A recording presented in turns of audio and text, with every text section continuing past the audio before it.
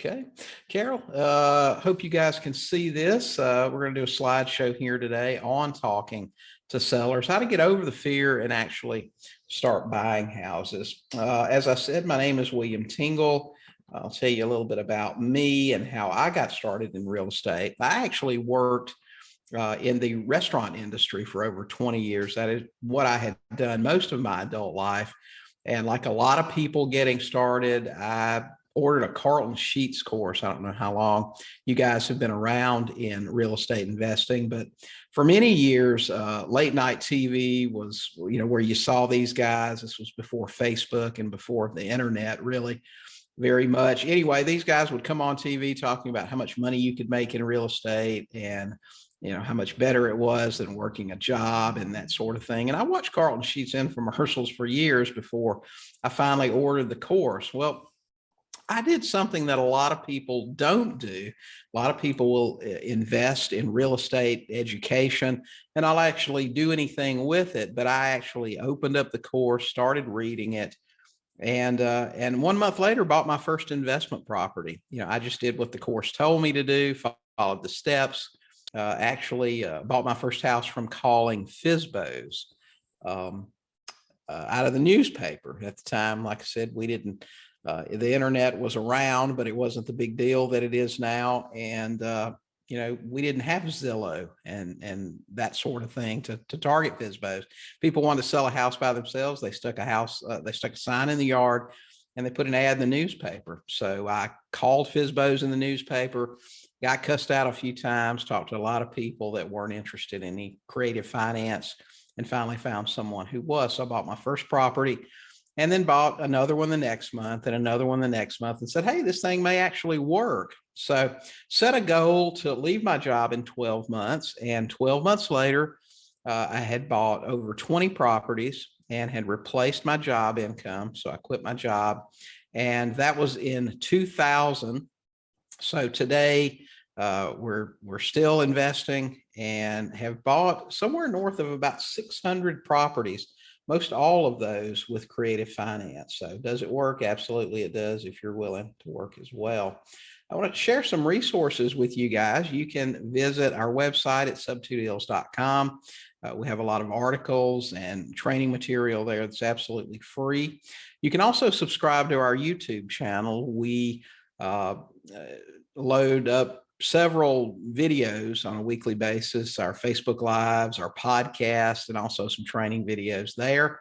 You can subscribe at sub2deals.com/YouTube. And you can also listen to our podcast at sub2podcast.com. So we have a lot of resources for you that don't cost a dime. Go check it out, see what you think, see if you can learn a few things from those. So let's get going here. Why are investors afraid to talk to sellers? Some people are just introverts. They're afraid to have a conversation with anyone. A lot of cases, they're afraid of the paperwork. We talk to a lot of investors who are afraid that if they have a conversation with the seller and the seller is agreeable, then they won't be able to fill out the paperwork to handle the purchase of the property. And of course, the solution to that is just education. You need to, a lot of people will say, well, we can watch YouTube videos, we can learn things on Facebook, and there's certainly a lot of Facebook groups that do teach well. But at some point, you're probably going to have to invest in either a course that includes paperwork. You can possibly find someone there locally at REI groups that will share those things with you.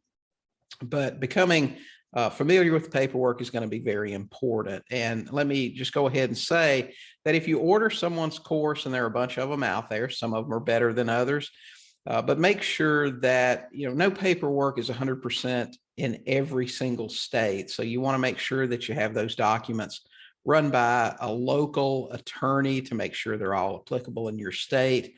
The safest thing to do, as I said earlier, is join a REI, meet people that do what you want to do, talk to them. If they will share something with you, then that's great. Chances are it's probably already been worked out for your state, and you'll have something that works there for you.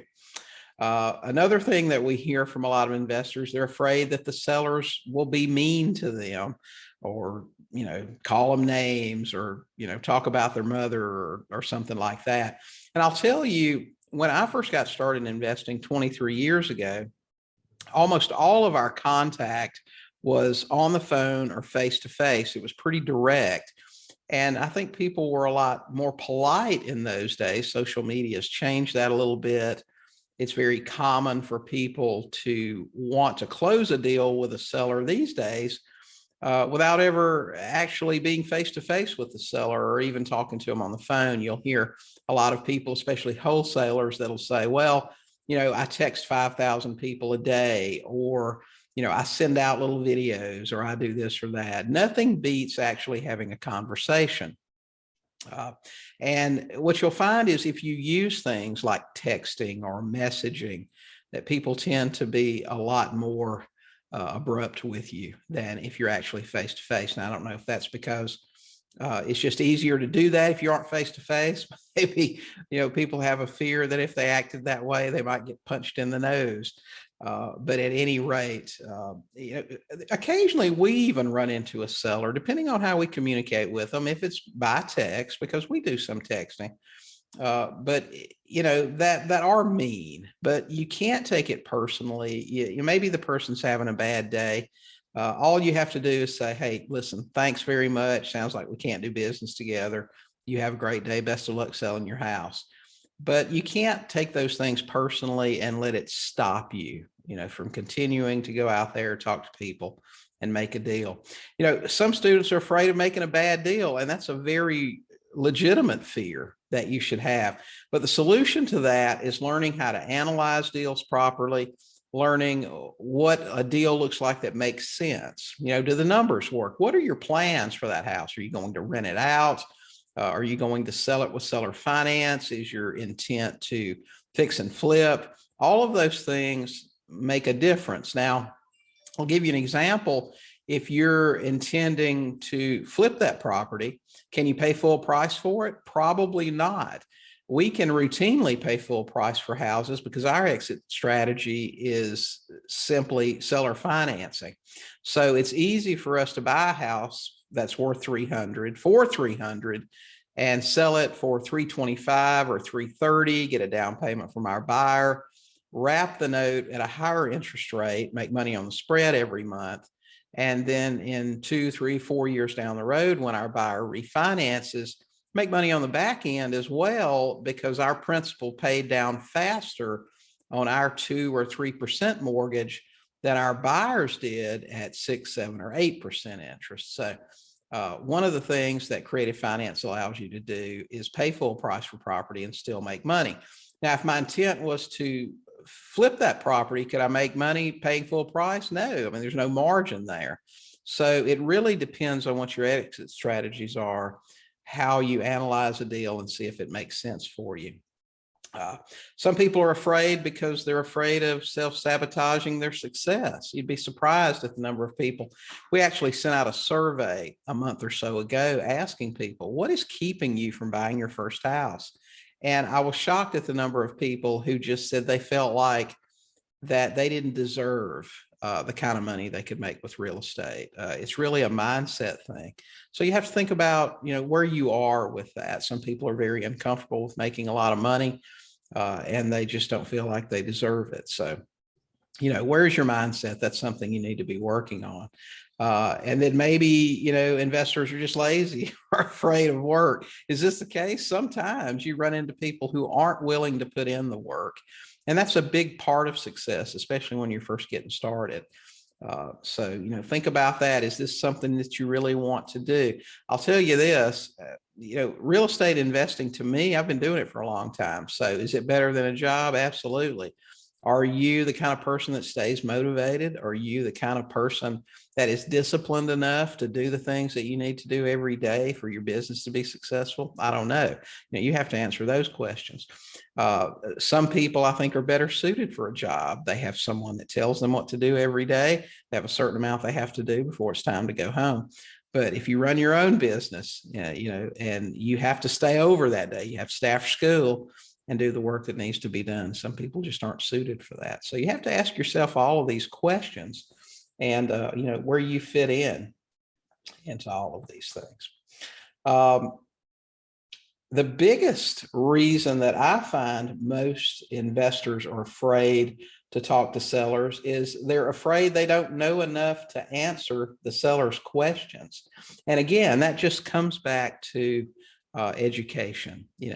If you can answer the questions, what do you say if the seller asks you a question you can answer? Well, just be honest and say, you know what, Mr. Seller, I really don't know, but I will find out and get back to you.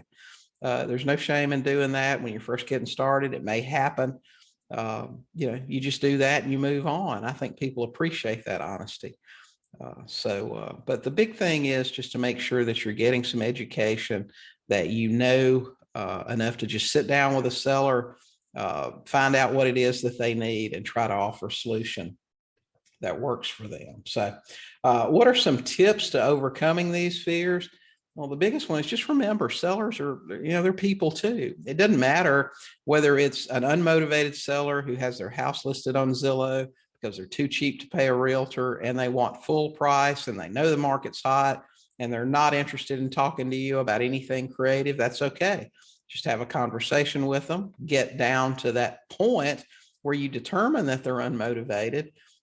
Make sure that you make an offer to them. We always make a written offer, regardless of whether or not we think the seller will take it.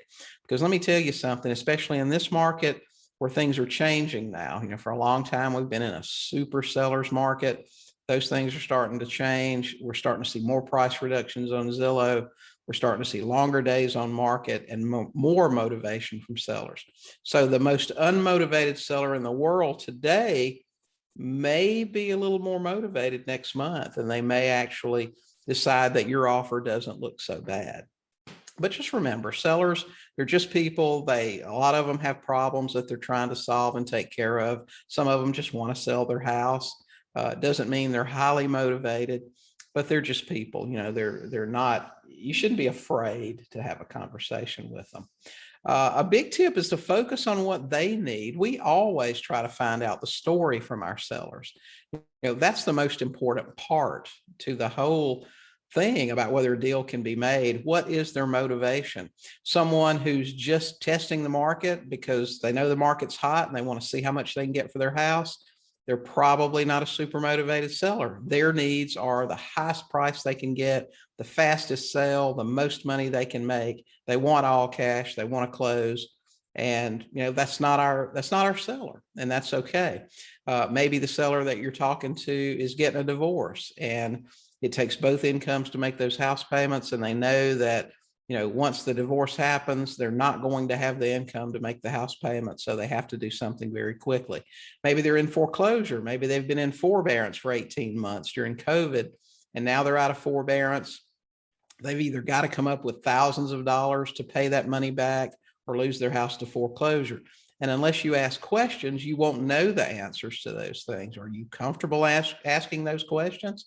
You don't have to ask directly, Mr. Seller, or are you about to lose your house to foreclosure? You can ask, just conversational questions, talk about COVID a little bit, how rough it was. Ask if, then you can be a little bit more direct. You can say, has the house been in any sort of forbearance? Are the payments current? Those are pretty direct questions, and they're not necessarily offensive and shouldn't be to most people. Most people will say, no, my payments are current.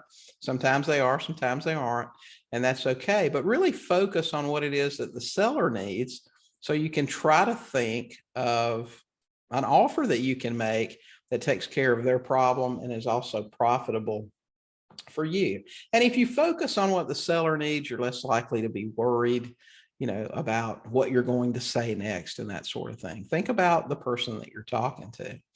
Another tip is to be personable, friendly, and always nice. Is that hard to do? I'm shocked sometimes at some of the exchanges that I see in Facebook groups. People will proudly post a text exchange they had with a seller when a seller was somewhat rude to the investor. So the investor gave it as good as they got it. They gave it right back to the seller. Well, do you think that investor ever has a chance of making a deal with that seller at this point? Probably not. But you know what? It doesn't matter what a seller says to me. if it's the rudest comment in the world, if they call me the worst names in the world, I've got a couple of options. I can either give it right back to them and be just as hateful and ugly as they were, or I can totally ignore them, or I can say, hey, sounds like you're having a bad day. I get it. Best of luck selling your property. It didn't cost me a thing to be nice. And you'd be surprised, you may hear from that person later. Hey, is this offer still available? I've had it happen. You know, we've done this stuff for 23 years, and you'd be surprised at the number of people who will come back later.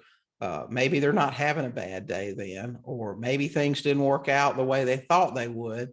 So they're just trying to get the problem taken care of. So you've got a couple of choices, and just remember, it doesn't cost you anything to just be nice. And don't be afraid to say, hey, I may not be your buyer. You know, when we get stuck on the phone with somebody, oh no, don't send me anything but a cash offer. Well, I'd love to send you a cash offer, Mr. Seller, but you know, your house is worth 300, you want 325, and there has to be some room for profit for us. Oh, well, that's my price. I'm not lowering it.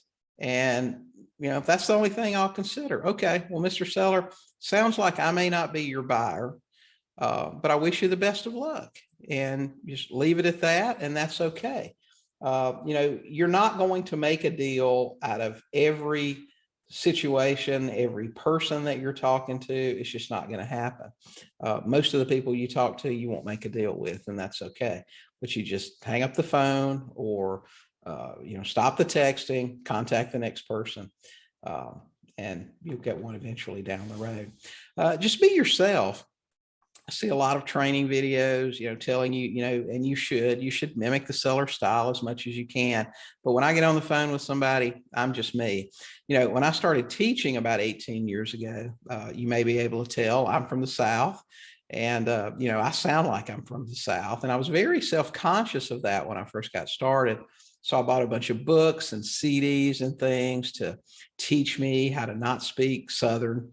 And, but, you know, after a while, I realized, listen, this is just me, and I'm going to get a lot further if I just be me. I'm going to be a lot more comfortable. The conversations will be a lot easier. And if anybody holds it against me because of the way that I sound, you know, the region that I'm from, well, I probably don't want to do business with them anyway. So, you know, just be yourself, be as knowledgeable as you can about your business, be honest with your sellers when you speak to them. Listen to what it is that they really need, and then try to offer them a solution that will solve their problem and be profitable for you as well. If you simply can't get past the fear, think about other, you know, focusing on other methods of acquisition, because there are some other things that you can do that don't put you face to face with a seller. We are very direct to seller just because of the nature of what we do. We buy subject to, we sell with seller financing. Now, can you do that and never talk to a seller? Yeah, you can. It's a little bit more difficult, and there'll be more people involved in the process, but you can do it. In fact, I had a friend once who was very introverted, and as a result, only made offers through the MLS. That's all he would do. It was subject to an option for him. He actually did buy a couple of sub-2 deals. But he did them through other means. We'll talk about a couple of these here. There are lots of inbound marketing things that you can do where you're not doing direct outreach to sellers. You can use bandit signs. You can use direct mail. You can use PPC and paid ads, and then have those calls come in either to a call center or an acquisitions person.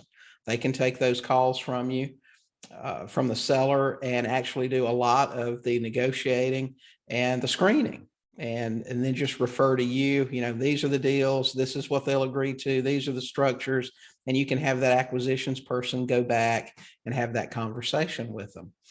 You can also let someone else handle it. You can make offers through a realtor and use a realtor as an intermediary to handle that stuff with you. As I said earlier, you can hire an acquisitionist. You can also partner with another investor who's maybe better on the phone. Maybe they're a closer. We see a lot of investors now that go out there looking for closers. Maybe they're good at pulling lists. Maybe they're good at finding deals, but they don't want to have those conversations. So they hire someone else who can do it. So you can partner with another investor that handles the face-to-face stuff, the talking with sellers, the negotiating, the direct things like that. And that may work out better for you. The most important thing is to just find a way to get it done. Okay. Don't let your fear keep you from living the life of your dreams. There's so many ways in creative real estate to get things done. We talked about other ways that you cannot deal with sellers face to face. Now, I personally love talking to sellers. I like getting the story, trying to negotiate the deal. That's really my favorite part of investing. I tend to sort of lose interest after the contract is signed because that's just the part that I really love to do. So, make sure that you find a way to do it, get over your fear. One of our coaching groups, we actually have cold calling ninja training where we get on a Zoom call, we practice, somebody plays the investor part, somebody plays, the seller part, and we just do role playing, just throw different scenarios out there and try to handle questions, learn to handle them very quickly, and just respond in a way that is favorable for you. And you don't have to be part of a coaching group to do that. You could just get another investor that or a friend or anybody that's not an investor to role play with you and do those things and just practice talking to sellers that way. One thing that I tell a lot of new investors to do is just pick up the phone and just start calling people on Zillow, whether you intend to get the deal or not. It doesn't matter. Just practice. Remember, when you're on the phone with a seller, especially if they get, if they're ugly or, they say nasty things or whatever, and they're just not very kind to you, all you have to say is, hey, listen, sorry I bothered you. Have a great day, and just hang up. They've forgotten about it when they hang up the phone. You should forget about it when you hang up the phone. Call the next person. Okay. So did anyone have any questions? Let me see here and see what we've got.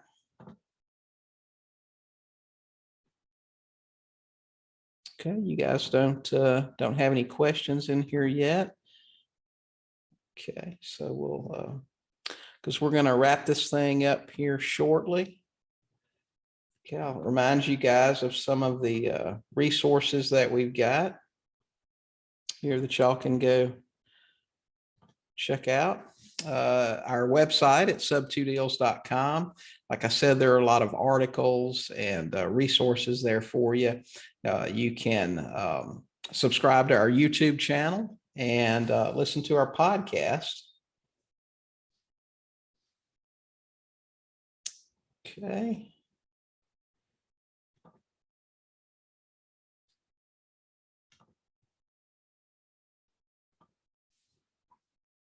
Okay, guys, no questions today?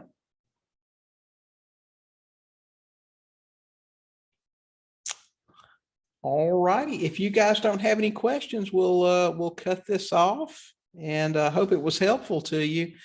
Talking to sellers is really one of the biggest skills that, in my opinion, you need to develop as a real estate investor.